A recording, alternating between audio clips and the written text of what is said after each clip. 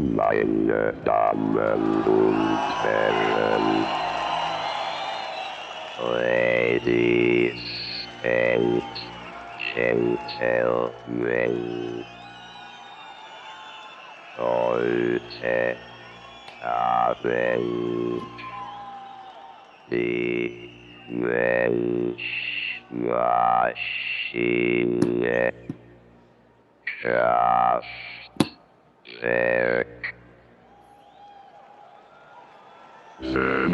Machine, machine, machine, machine, machine, machine, machine, machine,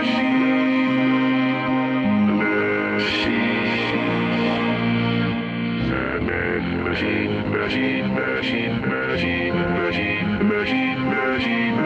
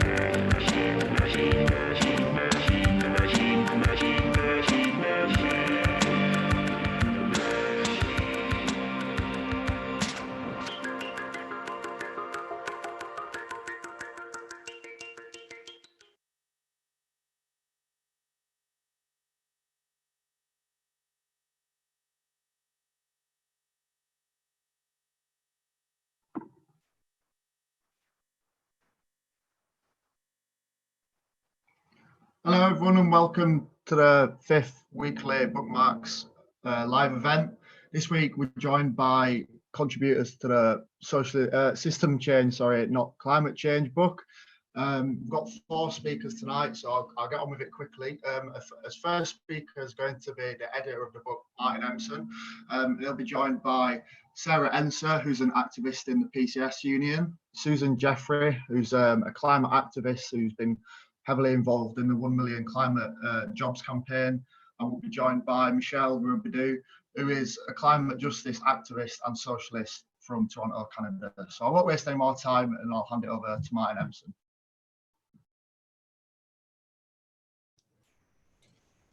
Thanks, Josh. And thanks to Josh and to Bookmarks for hosting what I think is quite an important discussion. Because when we first published the System Change Not Climate Change book back in 2019, we did so because there was a growing and radical environmental movement that had begun with Greta Thunberg's climate strikes, building on the years of environmental campaigning around the globe, that had seen Extinction Rebellion take to the streets in tens of thousands with big demonstrations and occupations. And I think it's true to say that in that environmental movement, many people were looking for radical ideas to understand the environmental crisis, to try and get to grips with why it was that after almost 25 years, a quarter century of UN meetings on climate change, there had been no action, that the environmental crisis was getting worse. And people were looking for explanations, but they were also looking for radical solutions. Hence the title of the book takes up the title of many placards and slogans on those demonstrations: System Change, not Climate Change.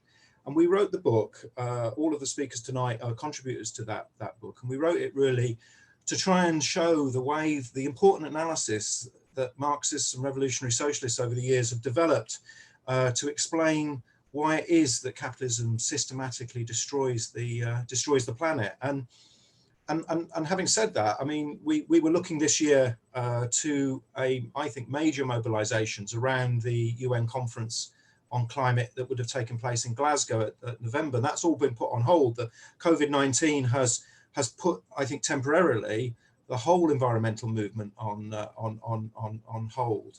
But what I think has been interesting about the pandemic is the way that it has played out. I think its impact has mimicked, on a smaller scale, but it has mimicked the way that climate change and natural disasters in general play out through society. We know that coronavirus disproportionately hits the poorest in society, the most vulnerable, people who can't afford healthcare.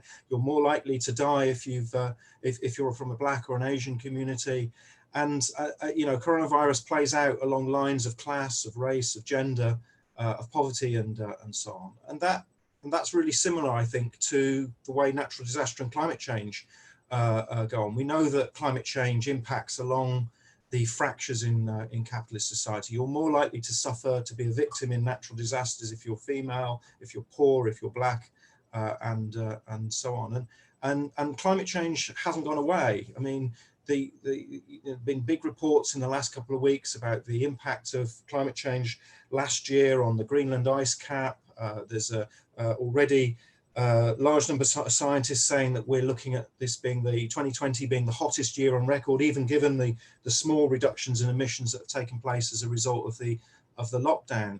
And really quite startling report from earlier this week about the number of people that are expected to be living on under what they call insufferable temperatures within the next 50 years. I think something like a third of humanity by the year 2070 is expected to be living at temperatures that are average 29 degrees Celsius, temperatures that you only normally see regularly in sub-Saharan Africa. That's almost 1.5 billion people who are going to be impacted like that, from the poorest nations on Earth, from some of the societies that have contributed least to the environmental crisis in the past.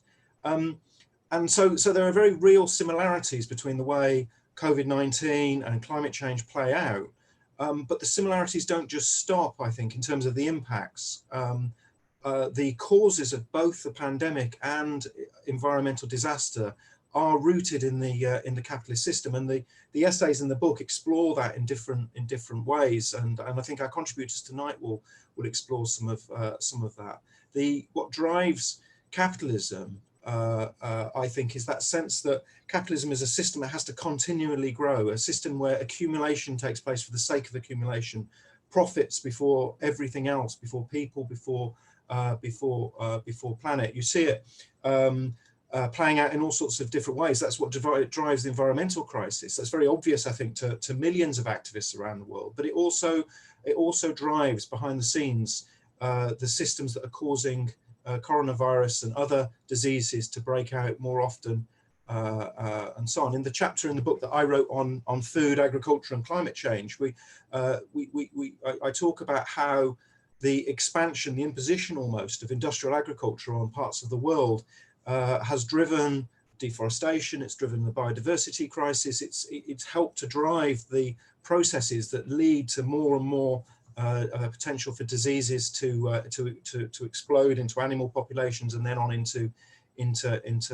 humanity. So I think the question of system change, not climate change, becomes exacerbated by the coronavirus pandemic. It becomes very much more real, and it becomes almost much more urgent. And one of the things we tried to bring out in the book is how the nature of capitalism drives environmental destructions in all sorts of different ways, and we tried to show how the works of thinkers like Marx and Engels have driven and developed that analysis. So we talk about industrial agriculture, and that's important not just in terms of what it's doing to the world today, but it was the historic way that Marx in particular developed an understanding of capitalism as an inherently anti-nature, anti-ecological system. And two of the chapters in the book, one by Kohei Saito, who's a Japanese Marxist, and one by Ian Angus, who's a Canadian eco-socialist, they draw out the ecological thinking that's at the core of Marx's work, and show how that is developed both by Marx and Engels and then by later thinkers into a real critique of capitalism's unsustainability, how it develops into a theory of revolution, if you like, that puts the question of the future of the planet at the heart of it. The other aspect I think that's really important to talk about at the moment is because all of this analysis helps us develop both an understanding of capitalism, but also a strategy of how to win. And that's the question of capitalism as a fossil fuel economy. One of the chapters in the book, Amy Leather, looks at how the historical development of capitalism has put fossil fuels at its core, and how even today, when you see the response of the governments to COVID-19, they start by bailing out those big multinational corporations, which by and large are big fossil fuel producers or consumers like oil companies or airlines. So their way of responding to COVID-19, the system's way of responding to COVID-19, is to actually prop up the parts of capitalism that are so incredibly destructive to the environment. And I think to conclude, really, when we talk about what do we do, what sort of social movements do we need, we of course need to challenge fossil fuel capitalism. We need to challenge its expansion, whether it's fracking or tar sands or pipelines or industrial agriculture being imposed on the developing world and so on. But we also need to build a movement that takes on capital itself. It doesn't just simply say we're going to try and stop fossil fuel capitalism. That's not enough. We need to have a movement that can actually build up and develop into a real challenge to the system. Marx wrote that he didn't use the word sustainable, but he wrote that a sustainable society would one where the associated producers, workers and peasants and so on, are in control not just of their political lives, but of the economic reality that they live in, that they control and manage rationally our relationship with the natural world. That counterposed completely to a capitalist system that can only see nature as a way of making more profits as part of the production process, as commodities to be bought and sold. And what I think the book does, and what I think the movement needs coming out of the lockdowns, is that sense of actually we want to have a completely different way of organizing society. We want to have one that puts the future of the planet and the people who live on it as priorities, not the profits of the tiny multinationals the massive multinationals who run it in the interests of a tiny minority of people. Thanks, Josh. Brilliant. Thanks a lot, Martin. I'd just like to remind everyone that throughout the feed, throughout the live stream, we are taking questions from both Facebook and YouTube. So if you've got a question for any of the contributors, please post them below. Next, I'd like to introduce Michelle, who's joining us from Canada. So a big thank you. And Michelle, take it away, please.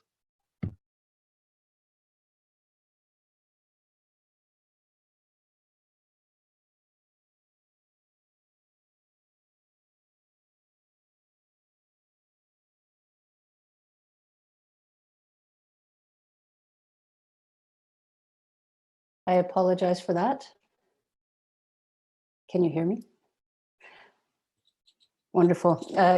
Once again, thank you, Josh, and thanks to Bookmarks for organizing this event. And before I start, I want to recognize I'm speaking on the traditional lands of the Haudenosaunee, the Huron-Wendat, the Anishinaabe, and more recently, the Mississauga of the New Credit Indigenous communities. And the chapter that I participated in contributing to system change, not climate change, is called Canada's Tar Sands, Indigenous Sovereignty and a Just Transition for Workers. And I co-wrote that with Carolyn Egan. And there have been really interesting and crucial developments in the climate justice movement since the publication of the book. I want to talk about a few of those. Last summer, there was the emergence of the Pact for a Green New Deal in Canada, an initiative of key climate justice organizations like 350.org, the Council of Canadians, LEAP, and many others. It built on the LEAP manifesto of 2016, which was kind of a precursor to the Green New Deal that emerged in the US that people may have heard of, initiated by people like Alexandria Ocasio-Cortez. In the statement, of the Pact for a Green New Deal, it said the Green New Deal is a vision of rapid, inclusive, and far-reaching transition to slash emissions, protect critical biodiversity, meet the demands of the multiple crises we face, and create 1 million jobs in the process. It would involve the full implementation of the UN Declaration on the Rights of Indigenous Peoples, including the right to free, prior, and informed consent, and many other pieces of legislation. At the launch of the Pact for a Green New Deal last summer, author and activist Naomi Klein said, "This is not an environmental policy, but the greatest anti-austerity program imaginable. If we embrace this vision, it will bury the logic of cuts and privatization for good, making caring for the earth and each other not an afterthought, but the overriding goal of a new economy." And so it was really a call to arms for the movement to up its game. And in Naomi Klein's words, to create mobile persuasion units to go door to door and explain the Green New Deal. So that was the momentum last summer. There were a series of town halls that happened right across the country that were fantastically successful, many hundreds of people, very broad representation, including from labor and Indigenous communities, youth, and so on. And it created openings for key arguments about just transition and the centrality of the working class. At the same time as this was taking place, there was a growing movement around student climate strikes leading up to the fall global climate strike. There was a campaign to retool General Motors in a city near Toronto called Oshawa to provide good green jobs manufacturing electrical vehicles. The plant was set to shut down last December, and there was this huge campaign developing. It was a serious discussion among people from the auto workers, postal workers, talking about how General Motors could be nationalized to provide a fleet of electric vehicles to the Postal Service, which has 15,000 vehicles that are they're gas-powered vehicles. And so it was an interesting beginning of a discussion that excited a lot of climate activists, as well as obviously the people whose jobs were at stake at General Motors. And these things came together in September with the global climate strike that was on September 27th in Canada. Excuse me. And it was a phenomenally successful day. We had 500,000 people in Montreal, led by mostly by youth, in the biggest action in recent memory. Even in Toronto, on that day, we saw 80,000 people attend a daytime rally on a Friday, which is pretty unprecedented. And key speakers here included Indigenous youth and a representative of this campaign in Oshawa to retool General Motors. So there was growing momentum coming out of this global strike, but it stalled. Our federal election was October 21st last year, and the Green New Deal idea completely did not catch on with any politicians on the left. It wasn't picked up by any of the major political forces in the election. And so it felt like there was a bit of a stalling. In January, and I want to focus a little bit on what's happened this year, a key event showed the tremendous potential in the current situation. A struggle heated up around the attempt to push through a fracked gas pipeline from the interior of BC to the West Coast through unceded Wet'suwet'en territory, the Indigenous people who have lived there from time immemorial. When the BC is British Columbia, for those who don't know, and when the BC Supreme Court granted Coastal GasLink, the company involved, an injunction authorizing them to bring their work crews onto the territory, the hereditary chiefs of the Wet'suwet'en Nation responded by invoking their law on their unceded land. They evicted the employees of CGL from their land and called on the government to revoke the permits for building this gas pipeline. At that point, because of what had taken place a year prior on the same land with the same issue, where there had been a violent crackdown on land defenders, polls showed, this is January, 60% of people supported the Wet'suwet'en land defenders' demands to stop this pipeline. And solidarity action started happening across the country. In mid-January, the RCMP moved in once again, the same as the year prior, to block the road to the territory. And in February, they violently broke up the supporter camps on the land and arrested many activists. There were statements in solidarity with this Wet'suwet'en struggle from many civil society organizations, but very interestingly from unions, from the BC Government Employees Union, the Nova Scotia Federation of Labor, Ontario Federation of Labor, postal workers. It was quite an unprecedented show of solidarity. And in response to arrests that happened there were protests set up across the country by Indigenous communities and their supporters. The railways were blocked. Container and passenger service did not run for almost a month across the country. You may have heard about it in the news. Canada was effectively shut down weeks before the country went into lockdown because of COVID-19. And I just heard yesterday that the passenger rail service to the East Coast in Halifax will be closed till November. But in that context, you had a rail blockade, you had supporters who went to the port in Vancouver, the largest container port in Canada, and hoping to block it until the RCMP left the territory, the Wet'suwet'en territory. 300 longshore workers refused to cross that picket and shut down the port. Throughout this, the media were going wild, saying that these struggles were holding Canada hostage and causing untold suffering to people who couldn't get consumer goods. Now, we're talking about an Indigenous population. If you want to talk about untold suffering, the Indigenous people of this country are continually experiencing that kind of suffering. So a lot of things were being revealed to be completely the complete contradiction of the situation. And of course, the media and companies like Canadian National Railway were blaming Indigenous people for layoffs that took place because of these actions. But in spite of this barrage, a poll showed in February that nearly half of people said patience and dialogue with those opposed to the project was the best way. Half of people said the blockades should be brought down using whatever force is necessary. So it shows you a clear divide. But even a week later, another poll said 57% said they believe Indigenous land claims are valid, and there was overwhelming support for the federal government to actively resolve those land claims, which are significant numbers in this country with the history that we have of racist colonial policies, and much greater numbers than any politician has been able to get in support of themselves in recent years. I imagine I'm running out of time, but I'll just wrap up with a few things. the response that we had in major cities to the Wet'suwet'en struggle, which of course is a struggle for self-determination, but it's also a struggle against the continuous pursuit of fossil fuel projects. 15,000 people rallied in Toronto on February 22nd. There were blockades of the rail yards in Toronto that drew hundreds of people, including teachers, faith communities, XR activists, Fridays for Future, Indigenous people in the city.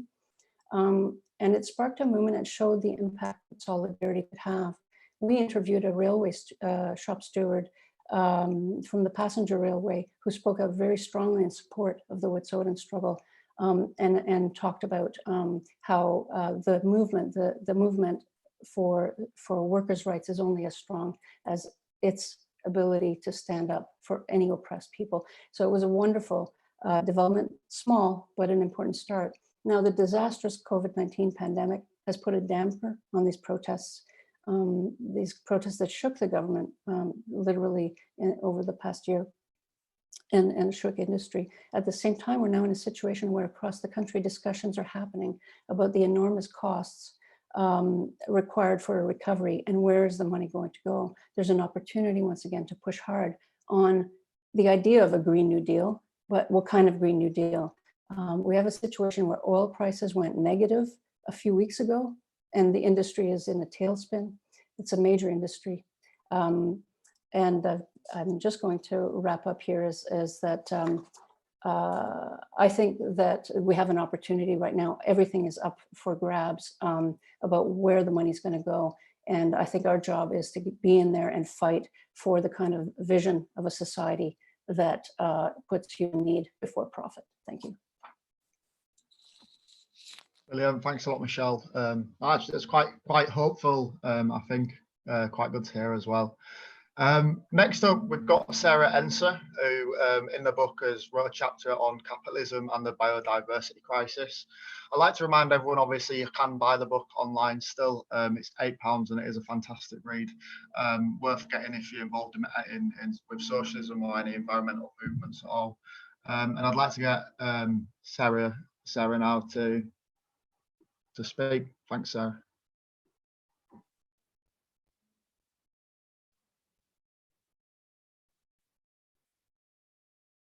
We are experiencing at the moment. This is really the other global crisis going on.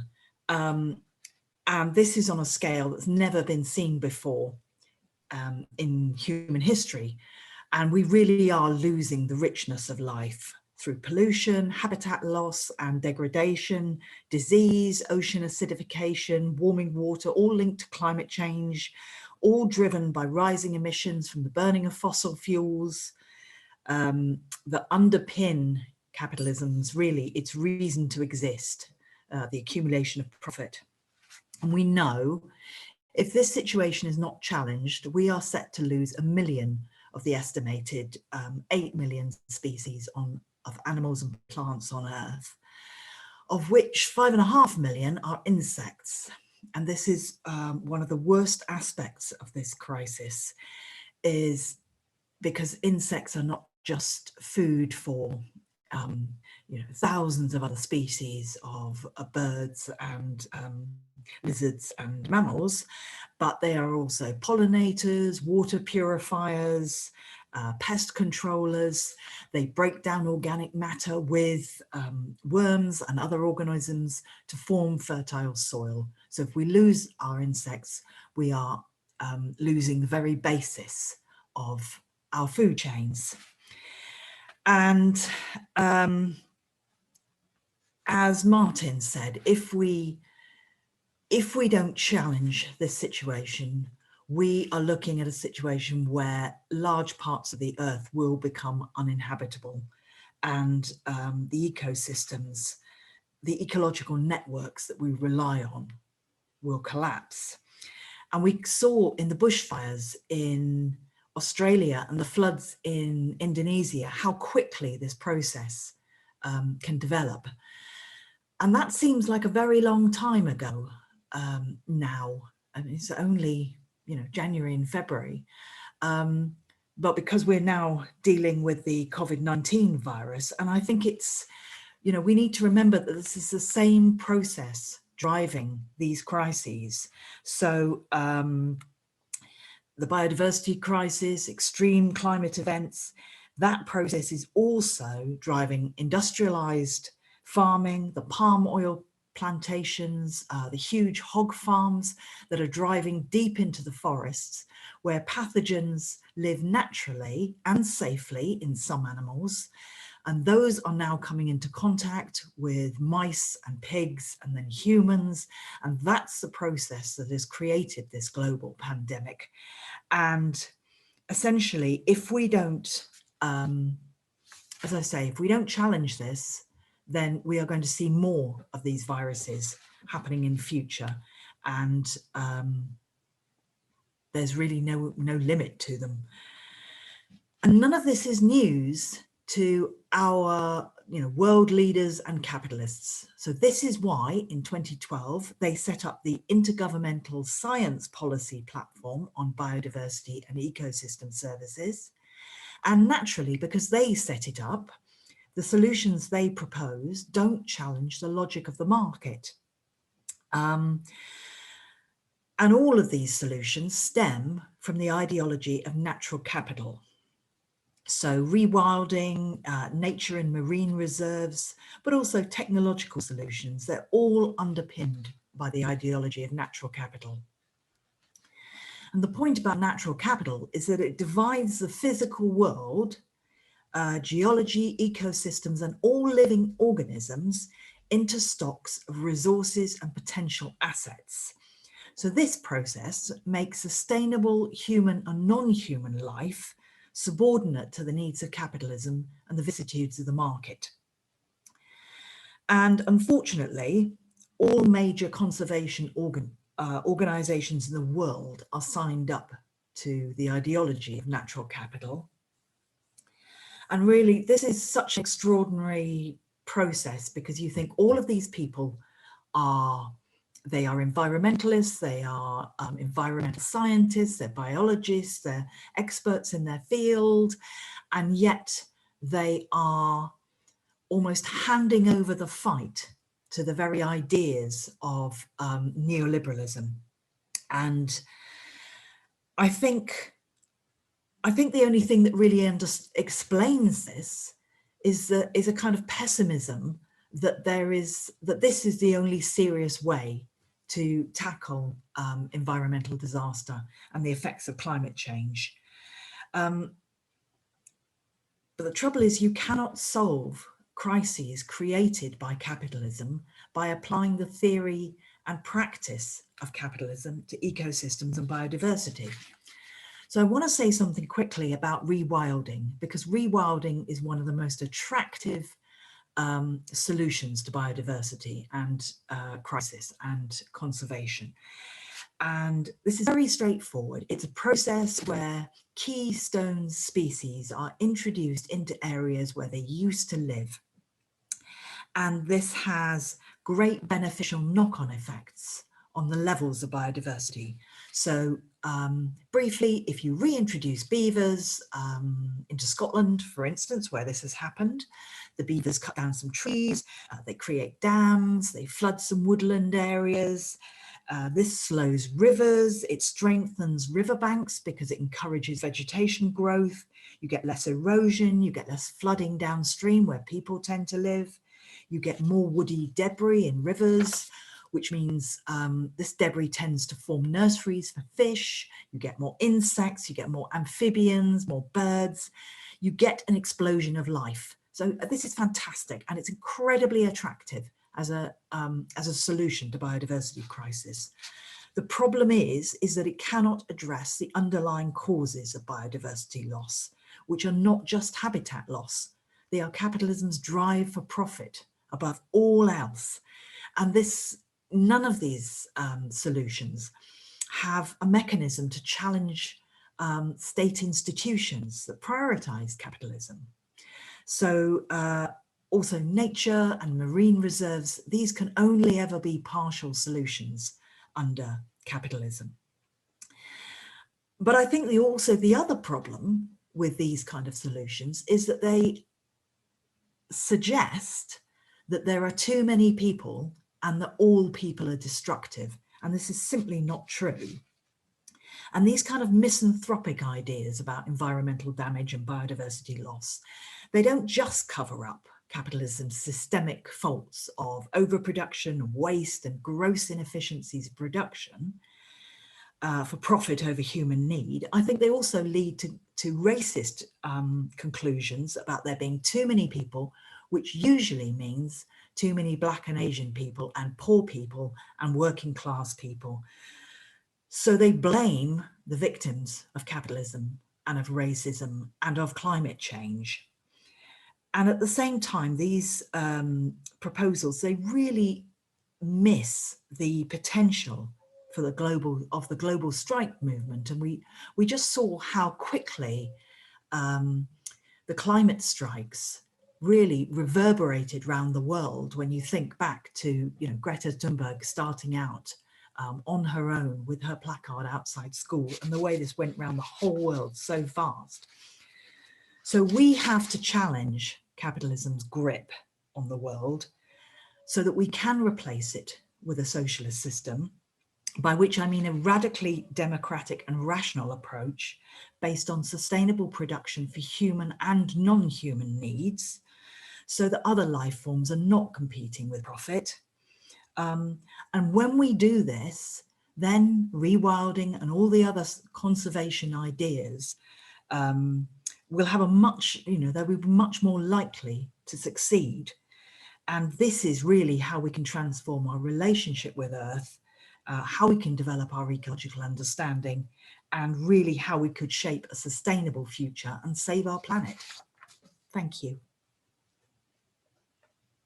Thanks a lot, Sarah. Next up, we have Suzanne Jeffery, who will speak again for about 8 minutes, and then we're going to get on with questions. Just like to remind everyone that you can post questions on both YouTube and Facebook. We'll try and get as many answers as we can before we run out of time. So I'd like to hand over to Suzanne. Thank you. Thank you very much, Josh, and to Bookmarks for hosting the event and inviting me to join this this really excellent panel today. Josh introduced me. Thank you, Josh. The chapter in the book that I contributed was called Up Against the Clock: Climate, Social Movements and Marxism. And in that chapter, what I was attempting to explore both the dynamic and the development of the climate movement in understanding, which we're coming at that from a kind of Marxist, from a Marxist point of view, and really trying to think about trajectories as well as strategies that would be, you know, helpful, as well as the debates within the climate movement. When Martin introduced his introduction, he talked about the climate movement and the place that climate movement was in before the COVID crisis. And it was clearly a climate movement with a huge amount of momentum. I think all our speakers have referenced the climate strikes, those wonderful, exhilarating mass mobilizations, global mass mobilizations, which dug deep into the base of society, with young people mobilizing not just themselves, but their families, their communities, and broadly across society. And of course, the Extinction Rebellion protests that really shifted the dial, the two events combined together. The COVID crisis has clearly broken the momentum of street mobilizations, but I think it hasn't broken the momentum of the climate movement. And I will perhaps make a couple of suggestions as to why I think that isn't the case, and therefore why I think we're actually in a really hopeful moment at this moment in time, but full of possibilities, but obviously full of huge challenges given the nature of the system that we're up against. I think one of the reasons why it hasn't broken the momentum of the climate movement, although it's broken the momentum of the street demonstrations, is because what has happened within the COVID crisis itself. The climate movement has been told for years that things aren't possible. You know, it isn't possible to transition society. It isn't possible to close down these polluting industries. Too much is at stake, too much rests upon it. The climate movement has told itself and has been told by others that people can't change their behavior. You know, they're tied into a certain way of existing, a certain way of operating. And I think the COVID crisis, as well as posing that question about what's the root of these crises that others have referred to, do we have twin crises, do we have multiple crises with the same root in terms of capitalism, it's clearly posed that question. But also we've visibly seen in front of our own eyes society transition, and transition inordinately quickly. You know, we've seen factories quickly repurpose, always with pressure from below, it has to be said. We have seen polluting industries close down, and the sky hasn't fallen in. We've seen aeroplanes stop flying. We've seen that reduction in emissions that others have spoken about. We've seen that there is a huge money tree which can be spent to repurpose and restructure society when the political will is there. And fundamentally, we've seen that when people understand the nature of a crisis, they are willing to take action. They are willing to change their behavior in the interest of trying to resolve that crisis, not just for themselves, but for broader society, across society, in the interest of everybody. I think that has given a fillip to the climate movement. And one of the things that I think is happening, which is very exciting, is to see that project around the transition of society be debated, discussed. Initiatives have been taken around that within the climate movement about how can we bring that into the bigger debate about what is happening, about what a post-COVID society could be like, needs to look like, and what is required in order to create that post-COVID society. When I wrote the chapter that's in the book, the chapter was initially written 5 years ago, and then was updated around the 2019, the events that were happening at 2019. The chapter, when it was first written, was written in the context of the banking crisis.